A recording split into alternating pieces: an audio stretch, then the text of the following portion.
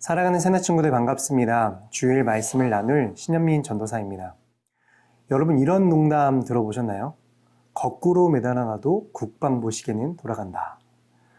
군 생활이 아무리 힘들고 어려워도 결국 시간은 흐르고 저녁에 때는 온다는 이야기입니다. 결국 군 생활도 끝이 있으니 희망을 놓지 말라는 거죠. 그런데 만약 끝이 정해져 있지 않은 고통 속에 있다면 어떨까요? 오늘 살펴볼 주제는 침묵하시는 하나님입니다. 함께 본문 말씀을 읽어보겠습니다. 오늘의 말씀은 욥기 24장 1절에서 25절입니다. 어찌하여 전능하신 분이 시간을 정하시지 않았을까? 그분을 아는 사람들이 왜 그분의 날을 보지 못하는 것인가? 사람들이 경계를 표시하는 돌들을 치우고 양떼를 훔쳐다가 자기들이 치면서 고아의 나귀를 몰아내고 과부의 소를 담보로 잡으며 궁핍한 사람을 길에서 몰아내고 그 땅에 가난한 사람을 숨어 살게 하는구나. 가난한 사람들이 광야의 들나귀처럼 먹을 것을 얻으려고 일거리를 찾아 나서는구나. 광야가 그들과 그 자식들을 위해 먹을 것을 낸다. 그들은 들판에서 알곡을 모으고 악인의 포도원에서 남은 것을 주우며 옷이 없어 벌거벗은 채로 밤을 지내고 추위에도 덮을 것이 아무것도 없구나. 산에 내리는 소나기로 흠뻑 젖고 쉴 곳이 없어 바위를 안고 있구나. 어떤 사람들은 고아를 품에서 빼앗아가고 가난한 사람에게서 담보를 잡고 있다. 그들을 옷 없이 벌거벗고 다니게 하고 굶주린 사람에게서 곡식단을 빼앗아간다. 그들이 담 안에서 기름을 짜고 포도주 틀을 밟지만 여전히 목마르다. 사람들이 성 밖에서 신음하고 상처받은 영혼들이 부르짖으나 하나님께서는 그들에게 잘못을 묻지 않으신다. 빛을 거역하는 사람들도 있는데 그들은 그 길을 알지 못하고 그 길에 머물러 있지도 않는다. 살인자는 새벽에 일어나 가난하고 궁핍한 사람들을 죽이고 밤이 되면 도둑같이 되는구나.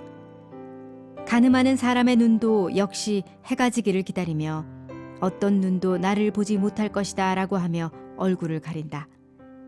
그들은 낮에 보아둔 집을 어둠이 깔리면 부수고 들어가니 빛을 알지 못한다. 그들에게는 아침이 한밤과 마찬가지다. 그들은 짙은 어둠의 두려움에 친숙한 사람이로다. 그들은 물 위에 빨리 떠내려가고 그들의 산업인 밭은 땅에서 저주를 받아 자기 포도원에 갈 일이 없게 되는구나. 더위와 가뭄이 눈 녹은 물을 말려버리듯 무덤도 죄 지은 사람들을 그렇게 한다. 12절 말씀 함께 읽겠습니다.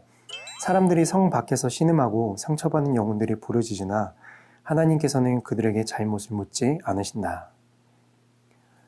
욥의 시선이 옮겨졌습니다. 그동안 자신의 의로움을 변론하기에 애썼지만 하나님께서는 묵묵부답이셨죠. 그러자 이번에는 부조리한 현실에 주목합니다. 남의 재물을 약탈하고 가난한 자를 억압하는 악인들에 대해 하나님께 불평을 토해냅니다. 어째서 하나님은 악인들은 벌하지 않고 잘 먹고 잘 살게 내버려 두시면서 가난과 질병, 억압과 죽음으로 고통받는 이들의 부르짖음에는 전혀 응답하지 않으십니까? 여러분, 오늘 우리가 살아가고 있는 현실과 똑같지 않나요? 왜 하나님을 믿지 않는 악한 사람들은 떵떵거리며 더 잘 살고 하나님은 그런 악한 사람들을 벌하지 않고 내버려 두시는 거죠? 우리도 욥과 같은 이런 질문을 해본 적이 있지 않나요? 어제 나누었듯이 하나님은 하나님의 뜻과 계획을 분명히 이루시는 분이십니다. 때로는 우리의 눈에 보기에 하나님이 수수방관하시는 것 같아 보이고 악인들에게 침묵하시는 것 같아 보이지만 그렇지 않습니다. 하나님이 정하신 심판의 날이 오면 하나님은 모든 것을 다 심판하실 것입니다.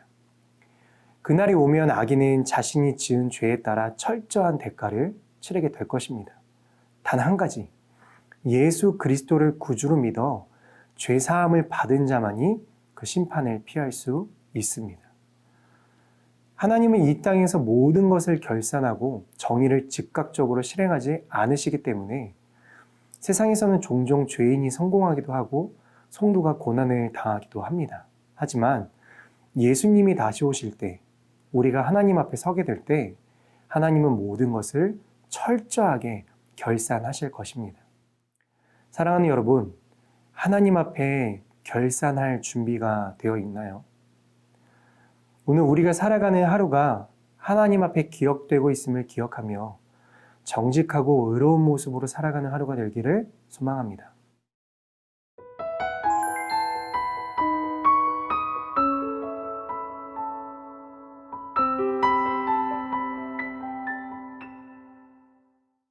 (23, 24절) 말씀 함께 읽겠습니다. 그분은 안전을 보장해 주시는 것 같지만 그 눈은 항상 그들의 길을 보고 계신다네. 그들은 잠시 동안 높여졌다가 곧 없어지고 낮추어진다. 다른 모든 사람처럼 끌려 나와서 곡식 이삭처럼 베이게 되는 것이라네. 욥은 현실에서 악인이 복을 누리는 것에 대해 낙심을 했다가도 최후에 있을 심판에 대해 믿음으로 소망을 가집니다.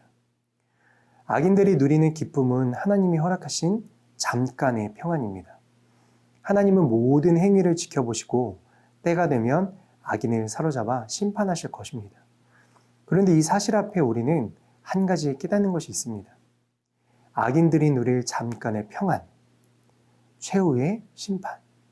반대로 의인들이 겪는 잠깐의 고난, 그리고 최후의 평안. 이처럼 두 갈래의 인생이 있습니다. 이 땅에서 잠깐의 평안을 맛보고 최후의 심판 앞에 서게 될 사람. 이 땅에서 잠깐의 고난을 당하게 되지만 결국 최후의 평안을 누리게 될 사람. 여러분은 어떤 인생을 살아가고 있습니까? 다니엘 웹스터라는 미국의 유명한 정치가이자 학자가 있습니다. 한 번은 그가 국무장관으로 있을 때 뉴욕의 어떤 호텔에서 저명한 사람 약 20명과 같이 저녁을 먹고 난 후 이런저런 이야기를 나누는데 웹스터는 머리를 숙이고 가만히 있더랍니다.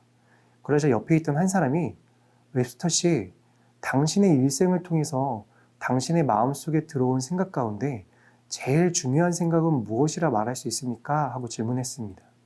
그러자 웹스터는 얼굴을 들고 대답하기를 제일 나에게 엄숙하고 중요한 생각은 지금 하는 모든 일을 이 다음에 내가 하늘나라에 가서 내가 책임질 것이라는 생각입니다. 이 생각을 할 때에 내 마음이 제일 엄숙해집니다. 라고 말했습니다. 사랑하는 새나 여러분, 때로는 세상을 향한 하나님의 침묵이 이해되지 않을 때도 있습니다. 그러나 기억하십시오. 하나님은 모든 것을 아시고 기억하시고 또 모든 것을 심판하실 것입니다. 오늘 하루도 나에게 닥치는 잠깐의 고난, 그 너머에 있을 최후의 평안을 소망하며 하나님을 의지하는 하루 되기를 축복합니다. 살아계신 하나님, 침묵 중에도 언제나 일하고 계시며 고난 중에도 언제나 소망을 약속하여 주시는 하나님을 바라봅니다. 오늘 하루도 잠깐의 평안을 위해 살지 않고 최후의 평안을 바라보며 살아가는 하루 되게 인도해 주세요. 예수님의 이름으로 기도합니다. 아멘.